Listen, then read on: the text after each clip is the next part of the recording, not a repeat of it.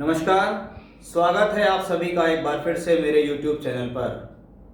मेरा आज का विषय रहेगा सूर्य राशि परिवर्तन के बारे में कि जब जब सूर्य राशि परिवर्तन करते हैं तो एक संक्रांति कहलाती है। यानी हर बार हर महीने जब सूर्य का राशि परिवर्तन होगा तो वो संक्रांति के रूप में जाना जाता है। जैसे मकर संक्रांति, मकर राशि में प्रवेश, इसी प्रकार इस बार सूर्य मेष राशि से निकलकर वृषभ राशि में गोचर करेंगे। यानी वो कहलाएगा, वो महीना वृषभ संक्रांति कहलाएगा। जब जब ब्रह्मांड के अंदर कोई भी ग्रह राशि परिवर्तन करता है तो उसका व्यक्ति विशेष पर अवश्य बहुत अच्छा प्रभाव पड़ता है। अब वो प्रभाव आपकी कुंडली के हिसाब से और राशि के हिसाब से सकारात्मक भी हो सकता है, नकारात्मक भी हो सकता है, क्योंकि हर ग्रह की अपनी एक भूमिका होती है। सूर्य ब्रह्मांड में राजा कहलाता है, ग्रहों का राजा है, और लगभग सभी ग्रह सूर्य के चारों तरफ चक्कर भी लगाते हैं। राजनीति का प्रतीक है, राजसिक सत्ता का प्रतीक है, ऊर्जा ऊष्मा का संचालक है, व्यक्ति विशेष के भीतर एनर्जी देने वाला, मान सम्मान दिलाने वाला, पद प्राप्ति, पब्लिक इमेज वृद्धि करने वाला ये प्लैनेट है।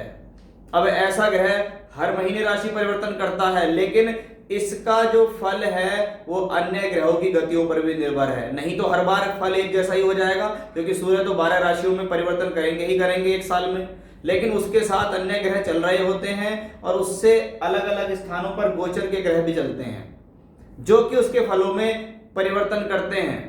इसलिए हर बार परिवर्तन होता है और हर बार जो उसका फलित होता है वो अलग अलग होता है। विषय को शुरू करने से पहले मैं आपको बता दूं कि 14 तारीख को यानी 14 मई को सूर्य का राशि परिवर्तन होगा, लेकिन उसी दिन है अक्षय तृतीया। अक्षय तृतीया त्रेता युग का आरंभ तिथि कहलाती है। भगवान परशुराम जी उस दिन पृथ्वी पर आए, उन्होंने भारतीय संस्कृति का बीड़ा उठाया और हम जैसे लोगों को सनातन धर्म के प्रति जागरूक भी किया था। भगवान विष्णु का एक स्वरूप है परशुराम जी। वहीं त्रेता युग का प्रारंभ होता है अक्षय तृतीया से, और त्रेता युग के जो भगवान हैं वो है भगवान श्री राम। इस शुभ अवसर पर यदि कोई भी व्यक्ति किसी भी प्रकार की पूजा पाठ करता है तो उस पूजा पाठ को एक तरीके से सिद्धि प्राप्त होती है।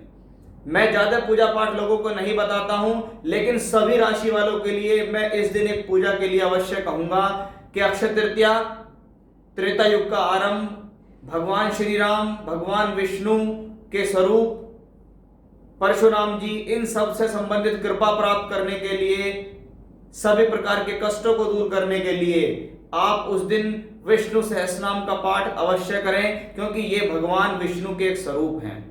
एवं भगवान श्री राम का राम रक्षा स्तोत्र, उसका भी पाठ आप अवश्य इस दिन करेंगे तो आपको बहुत ज्यादा लाभ मिलेगा। आप अपने कष्टों से, अपनी परेशानियों से मुक्ति पाएंगे। तो घर परिवार के सभी सदस्य विष्णु सहस्रनाम, राम रक्षा स्तोत्र का पाठ कर सकते हैं। उससे संबंधित पाठ करा भी सकते हैं किसी से अपने लिए, और उससे संबंधित हवन अनुष्ठान भी करा सकते हैं। तो विषय पर आते हैं कि सूर्य का राशि परिवर्तन मेष राशि वालों के लिए कैसा रहने वाला है, उसके बारे में हम चर्चा यहाँ शुरू करने वाले हैं कि मेष राशि से दूसरे घर में सूर्य देव आए हैं। मेष राशि से वृषभ राशि के अंदर सूर्य का प्रवेश हुआ। राशि से धन स्थान में जाने वाला सूर्य आपकी वाणी के अंदर प्रभावशालीता देगा, आपकी वाणी के अंदर ओज देगा, आपकी वाणी से लोग बाग प्रभावित होंगे और उस प्रभावशालीता की वजह से आपको धन में वृद्धि होगी। लेकिन सूर्य जैसा ग्रह जहां भी जिस भाव से संबंध बनाता है उसमें अलगाव भी करता है, और इसके साथ राहु भी चल रहे हैं। यानी इस महीने परिवार के संग के लोगों के साथ आपके वैचारिक मतभेद आने की पूर्ण संभावना दिखाई देती है। परिवार के लोगों के साथ आपका मनमुटाव होने की पूरी संभावना है। वहीं राहु के साथ बुध भी चल रहे हैं। वाणी में कुशलता रहेगी, लेकिन मुख से संबंधित रोग, आंखों से संबंधित रोग, गले से संबंधित रोग, त्वचा से संबंधित रोग आपको इस दौरान परेशान कर सकते हैं। शुक्र की स्थिति भी इसी उसमें रह रही है। इसका मतलब है कहीं ना कहीं धन की प्राप्ति तो आपको हो रही है, लेकिन साथ ही साथ किसी न किसी प्रकार का खर्च, बीमारी पर खर्च, किसी व्यक्ति विशेष द्वारा पैसे लिया जाना, वापस ना देना, कुटुंब के व्यक्ति विशेष द्वारा धन हानि के योग भी ऐसी स्थिति में बनते हैं। बुद्धि की प्रखरता के लिए यह स्थिति ठीक रहने वाली है। अपनी बुद्धि का प्रयोग करते हुए आप धन लाभ प्राप्त करेंगे, लेकिन बीमारियों का भी योग आपके लिए बन रहा है। थोड़ा सा सावधानी आपको रखनी होगी। बात करते हैं वृषभ राशि वालों के लिए स्थिति कैसी होगी। आंखों से संबंधित, बालों से संबंधित रोग की आपको पूर्ण संभावना इस दौरान दिखती है। किसी प्रकार की चर्म रोग, दाद, खाज, खुजली, आंखों का चश्मा बढ़ जाना, इस प्रकार की स्थिति आपको इस दौरान परेशान कर सकती है। भूमि, जमीन, जायदाद, वाहन सुख मिलने की संभावना है। किसी चीज के लिए अगर आप लंबे समय से यहाँ प्रयास कर रहे हैं तो वो प्रयास आपके लिए सफलता लेकर आएगा। धन से संबंधित स्थितियां अच्छी रहेंगी। आप अपनी बोलचाल से लोगों को प्रभावित करेंगे, लेकिन याद रहे स्वास्थ्य का आपको इस दौरान बहुत विशेष ध्यान रखना होगा। ये एक महीना आपके स्वास्थ्य में उतार चढ़ाव पूर्ण तरीके से ला सकता है, तो उसका भी आपको यहाँ ध्यान रखना है। गुस्सा नहीं करना है, जल्दबाजी में नहीं रहना है। जीवन साथी के साथ थोड़े बहुत मतभेद इस दौरान आएंगे, इसलिए अपनी ईगो, अपने अहंकार को थोड़ा साइड में रखें कुछ दिन, तभी आप अपने जीवन में खुशहाल बन पाएंगे। मिथुन राशि वालों के लिए ये स्थिति कैसी रहने वाली है कि मिथुन राशि से द्वादश में सूर्य देव आए हैं। खर्च की स्थितियां बढ़ सकती हैं।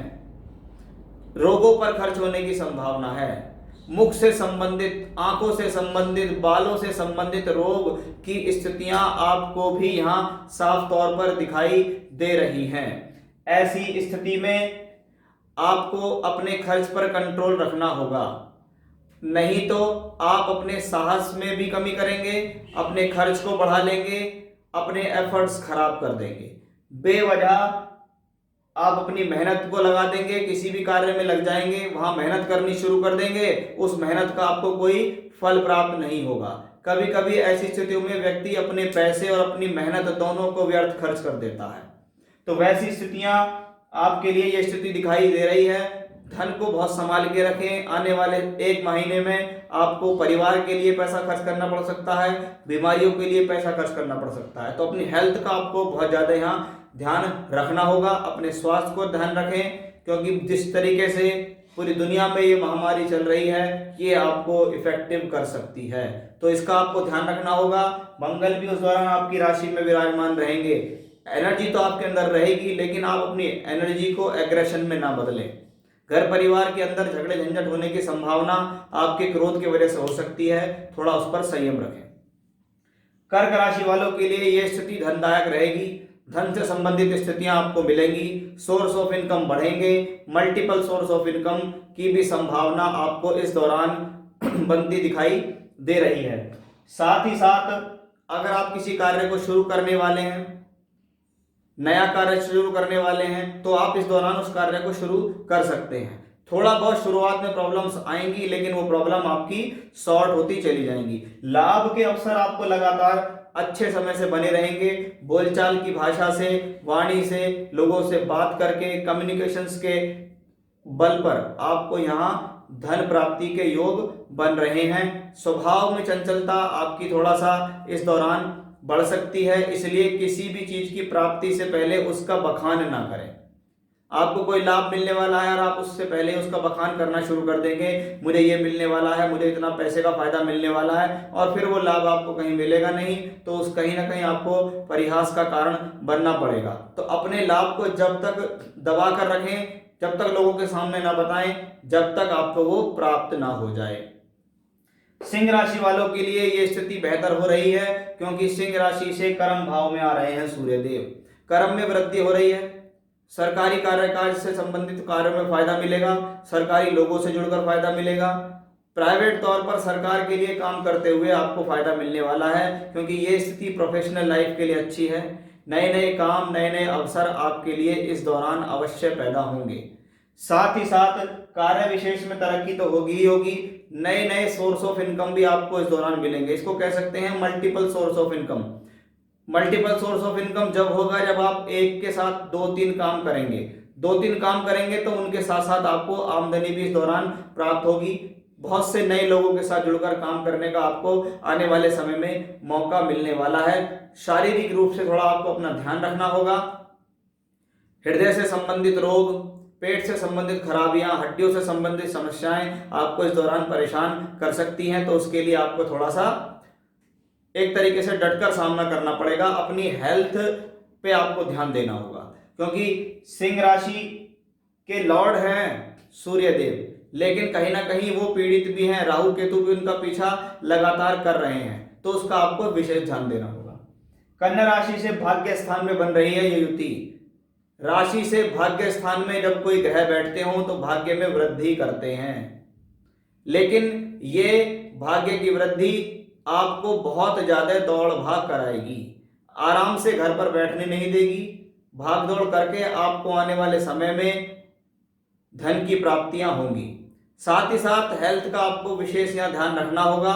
किसी न किसी प्रकार के हेल्थ इश्यूज आ सकते हैं, पिता को हेल्थ इश्यूज आ सकते हैं, पिता के साथ वैचारिक मतभेद भी ऐसे समय पर देखे जाते हैं। हायर एजुकेशन से संबंधित स्थितियां संपन्न हो जाएंगी। पढ़ाई आपकी कैसी भी चल रही हो वो एक ट्रैक पर चलती ही रहेगी, चाहे आप कॉलेज जाएं चाहे कॉलेज ना जाएं, लेकिन कहीं ना कहीं स्थितियां आपकी चलती रहेंगी, क्योंकि देश के अंदर जैसी स्थितियां चल रही हैं लगभग 90% विद्यार्थी बिना कॉलेज जाए ऑनलाइन पढ़ाई कर रहे हैं, और उस ऑनलाइन पढ़ाई का आपको फायदा मिलेगा। इसलिए आप बिल्कुल भी ना घबराएं, ये पढ़ाई के लिए समय आपके लिए अच्छा ही रहने वाला है। स्वास्थ्य का आपको थोड़ा विशेष ध्यान देना होगा। किसी प्रकार की अनायास यात्रा करने का मौका मिल सकता है, यानी ना चाहते हुए भी आपको वहां जाना पड़ सकता है, अपना समय खर्च करना पड़ सकता है, अपना धन खर्च करना पड़ सकता है, तो उसका आपको यहाँ ध्यान देना होगा। हेल्थ के लिए मैं पहले भी कह चुका हूं, तो उसका आपको विशेष ध्यान देना होगा। तुला राशि वालों से अष्टम भाव में सूर्य की युति आ रही है। एक महीने तक तुला से अष्टम में रहेगा सूर्य। सबसे पहले आप अपनी हेल्थ का ध्यान रखें। स्वास्थ्य से संबंधित परेशानियां आपको इस दौरान परेशान कर सकती हैं। आपके लाभ अटक जाएंगे, आपका सोर्स ऑफ इनकम रुकने की संभावना रहेगी, लेकिन एक बात ध्यान रखिएगा, ये एक महीने का ट्रांजिट है, इसलिए इसमें घबराएं नहीं। जैसे ही सूर्य राशि परिवर्तन करके मिथुन राशि में पहुंचेंगे तो आपके लिए लाभ के अवसर बढ़ जाएंगे। तो लाभ का रुकना, पैसे का रुक जाना, सोर्स ऑफ इनकम का मंदा हो जाना, धीमा हो जाना, पैसे का रुक जाना, पैसे का फंस जाना, ऐसी स्थितियों में साफ तौर पर दिखाई देता है, तो उसका आपको यहाँ खास तौर पर ख्याल रखना होगा। बुद्धि से संबंधित जुड़े हुए कार्य, एजुकेशन से जुड़े हुए कार्य आप करते रहें, अपनी योजनाओं पर लगातार काम करते रहें। भले ही कुछ समय के लिए इसमें विराम आ सकता है, धीमी गति आ सकती है, लेकिन ऐसा नहीं है कि स्थिति रुक ही जानी है, स्थिति रुकेगी नहीं। आप अपने कार्य में लगे रहिएगा, स्वास्थ्य का बराबर ध्यान रखिएगा, नहीं तो आपको अच्छा खासा नुकसान स्वास्थ्य में हो सकता है। वृश्चिक राशि में पहले से ही केतु विराजमान है और वृश्चिक राशि से सप्तम भाव में सूर्य का गोचर हो गया है। इसका मतलब है आपको अपने साझेदार से संबंध सुधार के रखने पड़ेंगे। हस्बैंड वाइफ रिलेटेड इश्यूज आपको हो सकते हैं। वैचारिक मतभेद पति पत्नी के बीच में आना, हस्बैंड और वाइफ दोनों की ही स्वास्थ्य में प्रॉब्लम आना, दोनों की ही स्वास्थ्य में खराबी आना, जैसे क्योंकि आपकी ये राशि राहु केतु एक्सेस पर भी है, तो संक्रामक रोग जैसे कोरोना रोग चल रहा है, उसका भी आपको विशेष रूप से ध्यान देना होगा। हिम्मत में, साहस में वृद्धि होगी, कार्य के लिए भी आपकी वृद्धि होगी, कार्य में आप लगे रहेंगे, कर्म आप करते रहेंगे, खराब स्वास्थ्य के बावजूद भी आप काम करते रहेंगे। तो ऐसी स्थितियां भी यहाँ साफ तौर पर दर्शित हो रही हैं। हाँ, हेल्थ के लिए मैंने शुरू से ही आपको चेतावनी दी है, तो उसका आपको ध्यान रखना होगा। घर पर रहिएगा, घर से बैठ के काम करें तो ज्यादा से ज्यादा होगा। बाहर निकलें तो थोड़ा सावधानी से निकलें, क्योंकि जब ग्रह राहु केतु परिधि में हो तो संक्रामक रोग बहुत जल्दी ऐसे लोगों को जकड़ लेते हैं। बात करते हैं धनु राशि से छठे घर में आ रहे हैं सूर्य देव। इसका मतलब है प्रतियोगिताओं में विजय। अगर आप किसी प्रकार की ऑनलाइन शिक्षा, ऑनलाइन परीक्षा दे रहे हैं, ऑनलाइन टेस्ट आपका हो रहा है, तो उसमें आपको इस दौरान विजय मिल जाएगी, शत्रुओं को आप हराएंगे। लेकिन आपकी राशि से छठे में आया हुआ ग्रह स्वास्थ्य के लिए अच्छा नहीं होता।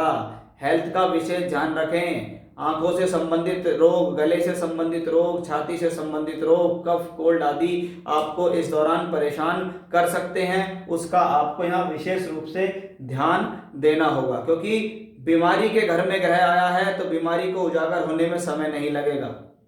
इसलिए अपना भी ध्यान रखें, अपने घर परिवार वालों का भी आप ध्यान रखें, क्योंकि हेल्थ इश्यूज आपको यहाँ साफ तौर पर नजर आ रहे हैं। और ऐसा हेल्थ इश्यूज है कि 1 महीने तक आपको ये परेशान कर सकता है। कुंडली के अंदर अगर दशाओं की स्थिति ठीक ना हो तो ऐसी दशाओं में व्यक्ति को अच्छा खासा शारीरिक कष्ट भी देखने के लिए मिल जाता है।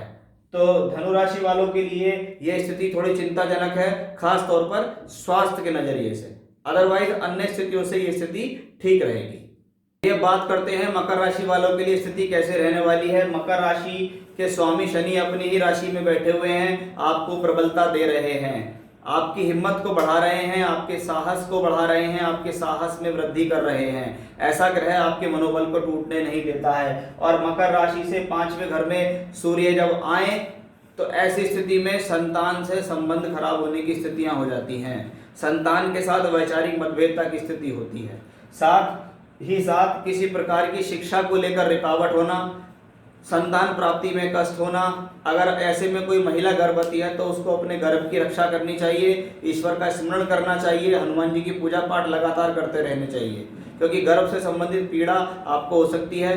पेट से संबंधित रोग, पेट से संबंधित खराबियां भी आपको इस दौरान परेशान कर सकती हैं। लेकिन सोर्स ऑफ इनकम आपका कहीं ना कहीं किसी न किसी रूप में बना रहेगा, बंधा रहेगा, तो आपको परेशानी की, चिंता की कोई ज़्यादा जरूरत नहीं है। लेकिन हाँ, जब हेल्थ इश्यूज दिखाई दें, गलत निर्णयों से नुकसान दिखाई दे तो थोड़ा संयम रख के चलें, क्योंकि ये गोचर तो 1 महीने के लिए आया है। उस 1 महीने में आप उत्साहित होकर किसी प्रकार की कोई गलती ना कर दें, उस पर आपको यहाँ विशेष ध्यान देना होगा।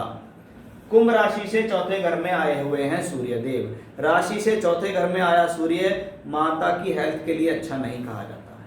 इस दौरान अगर आप किसी प्रकार की भूमि, जमीन, जायदाद, प्रॉपर्टी से संबंधित कोई काम करना चाह रहे हैं, कोई खरीदना चाह रहे हैं प्रॉपर्टी, तो वो आप इस दौरान खरीद सकते हैं।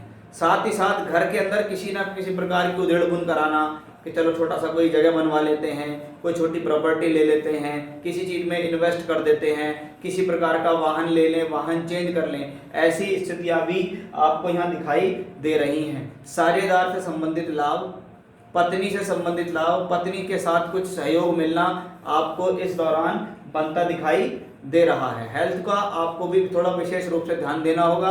बिजनेस में, नौकरी में किसी प्रकार की कोई परिवर्तन करने की आवश्यकता नहीं है।